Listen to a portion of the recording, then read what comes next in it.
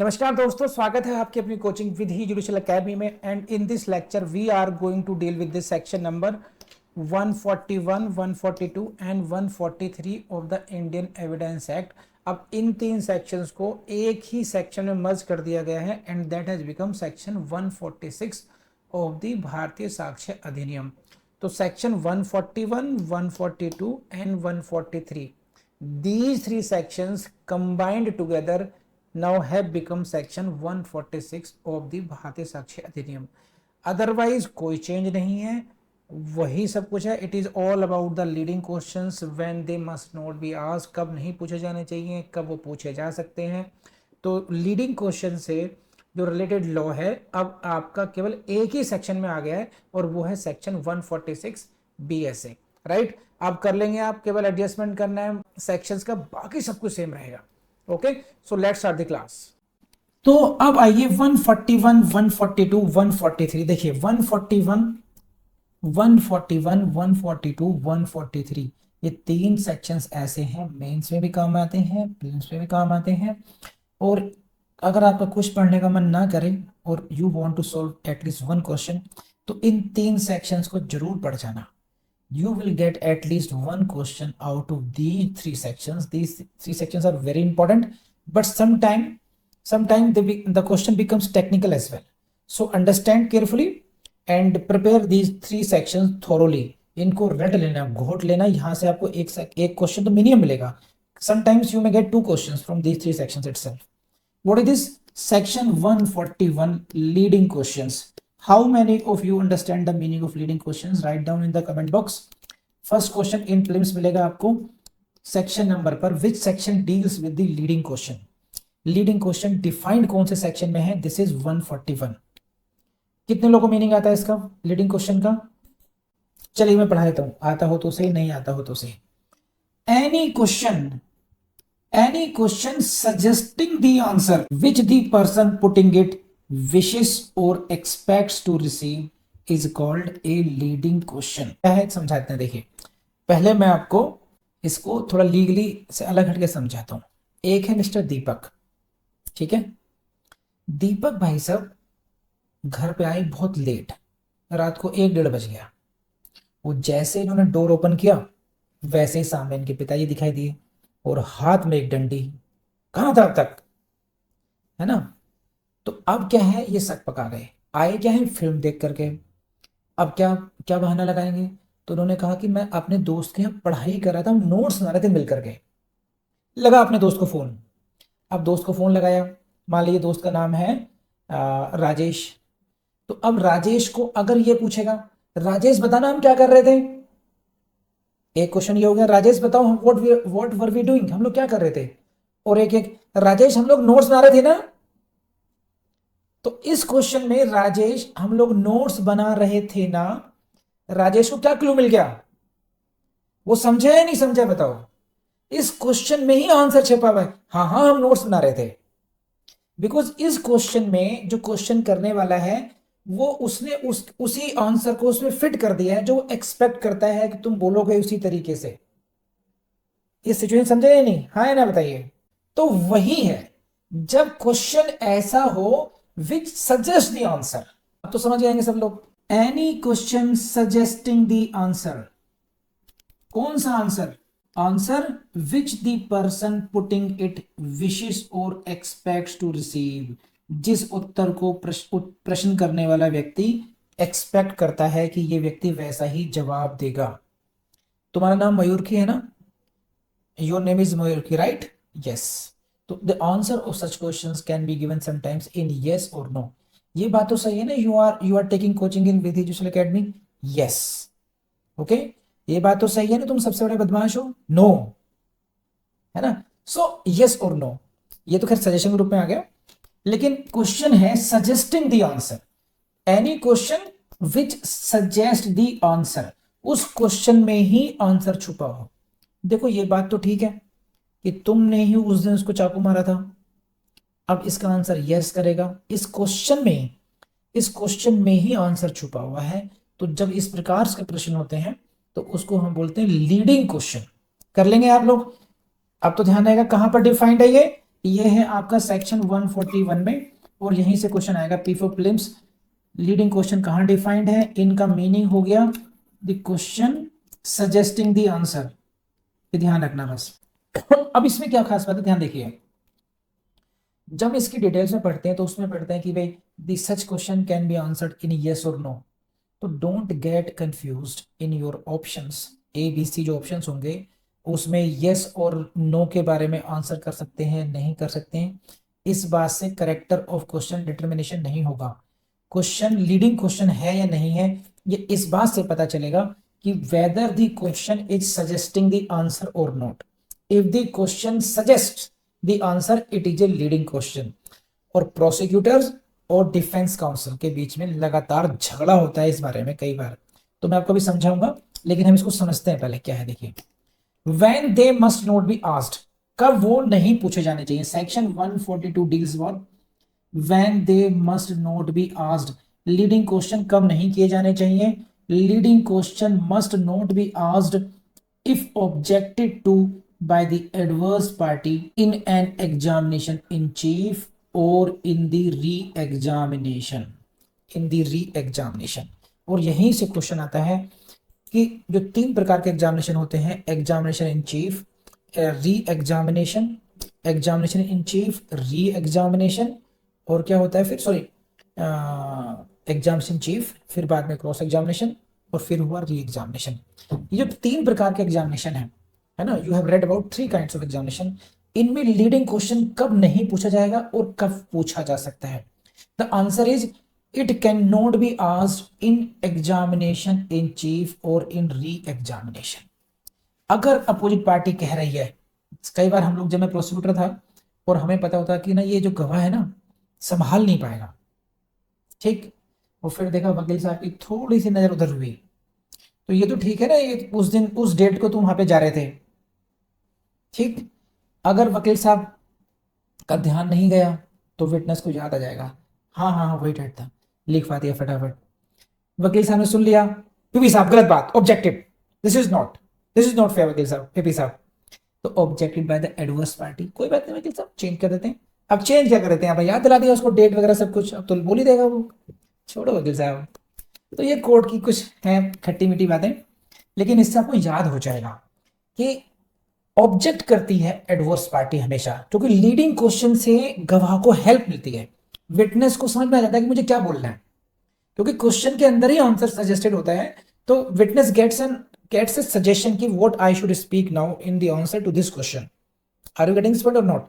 तो you can be asked question in your prelims when it should not be asked, it should not be asked in examination chief or in re-examination, and along with this you please read section 143 what it says, when they may be asked, कब पूछा जा सकता है इनको, leading questions may be asked in cross examination, cross examination में पूछा जा सकता है, leading question can be asked in cross examination, leading question cannot be asked in what, cannot be asked in examination chief और re examination. इतनी सी बात समझ में आपको आई है नहीं, बताइए मुझे फटाफट, फिर मैं इसकी और टेक्निकलिटी समझाता हूं आपको अभी।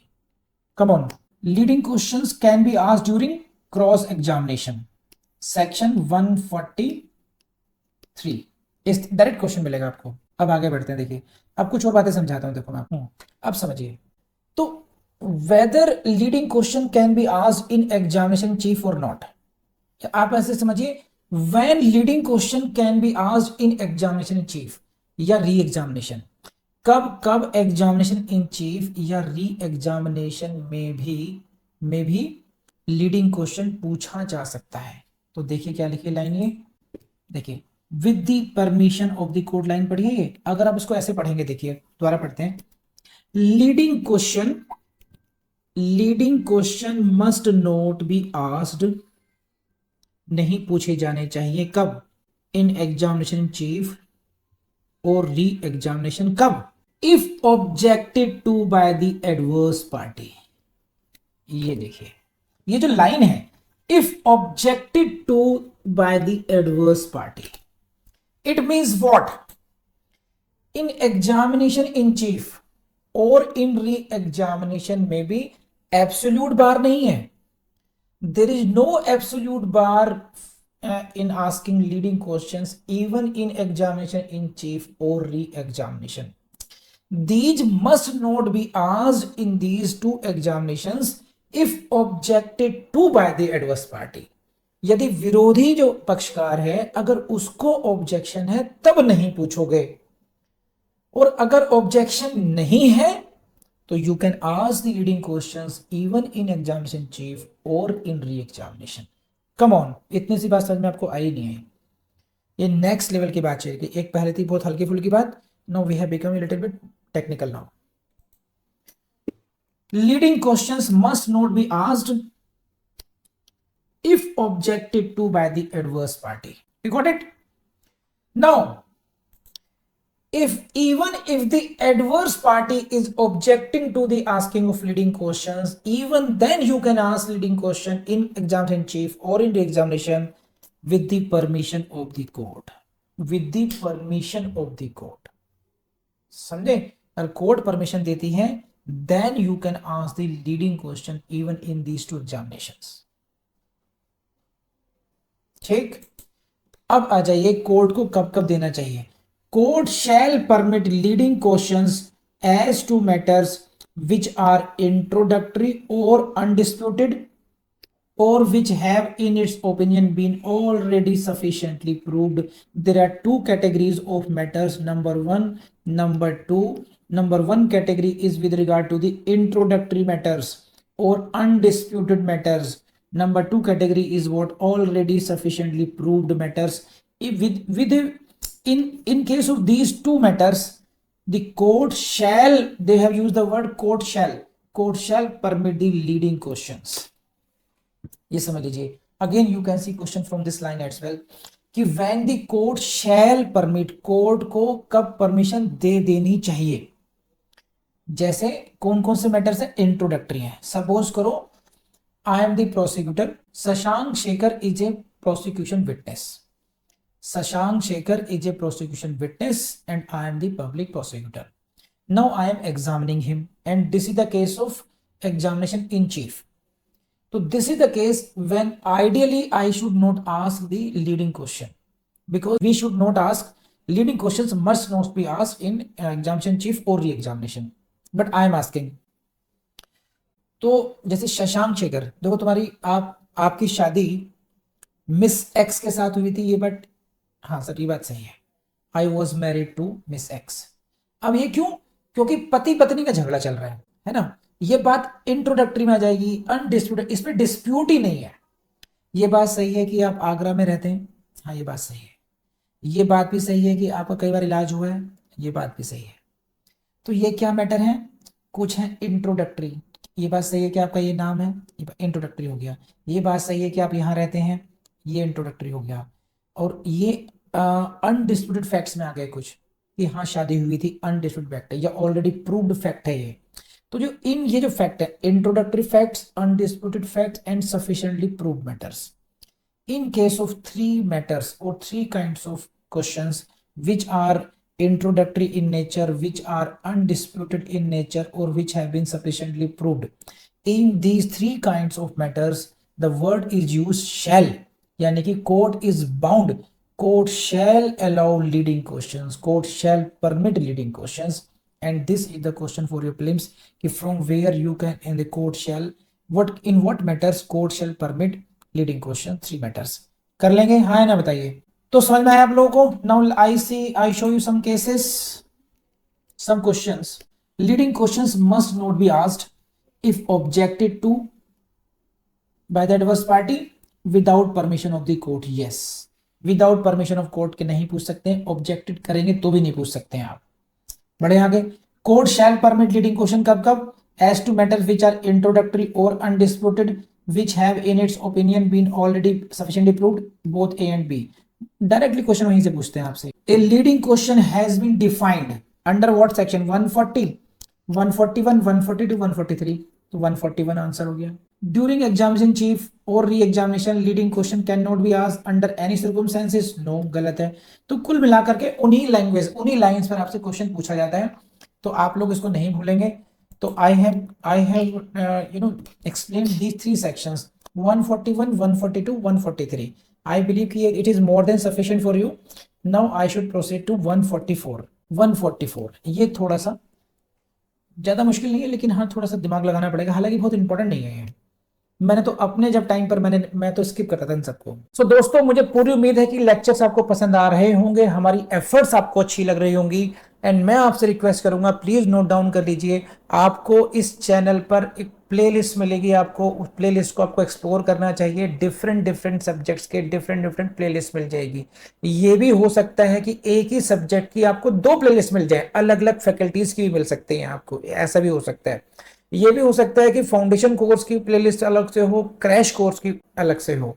यहाँ पर आपको एलएलबी क्लासेस के लिए भी अलग से प्लेलिस्ट मिलेगी आपको। तो keep exploring the playlist of the Vidhi judicial academy YouTube channel. Secondly, जो YouTube पर नहीं प्रोवाइड किया जा सकता वो है नोट्स, और वो नोट्स भी हम आपको फ्री ऑफ कॉस्ट अवेलेबल करवा रहे हैं हमारी वेबसाइट पर vidhijudical.com पर। उसको एक्सप्लोर करना नहीं भूलेंगे। वहां पर आपको जो भी इंफॉर्मेशन चाहिए आपके कैरियर से रिलेटेड, वो हम सब धीरे धीरे वहां पर अपलोड कर रहे हैं, उसको अपडेट करते रहते हैं। तो please keep exploring that website as well. तीसरी रिक्वायरमेंट आपकी आती है, देखिए, टेस्ट सीरीज की, आपकी प्रैक्टिस के लिए। उसके लिए कोई और ऑप्शन है नहीं, इसके लिए आपको हमारा फिर ऐप डाउनलोड करना पड़ेगा। वहां पर आपको अपनी मर्जी की, अपने हिसाब से आपको टेस्ट सीरीज मिल जाएगी। आपको सब्जेक्ट वाइज टेस्ट सीरीज मिल जाएगी, आपको पूरी फाउंडेशन कोर्स की टेस्ट सीरीज मिल जाएगी, आपको डिफरेंट डिफरेंट कॉम्बिनेशन में भी आपको टेस्ट सीरीज मिल जाएंगी। तो ये काम जरूर कीजिएगा, और इसी के साथ में कॉन्फिडेंस के साथ, विदाउट डिस्ट्रैक्शन, रिवीजन पे रिवीजन करते हुए अपनी स्टडी को कंटिन्यू जरूर रखिएगा। Thank you very much.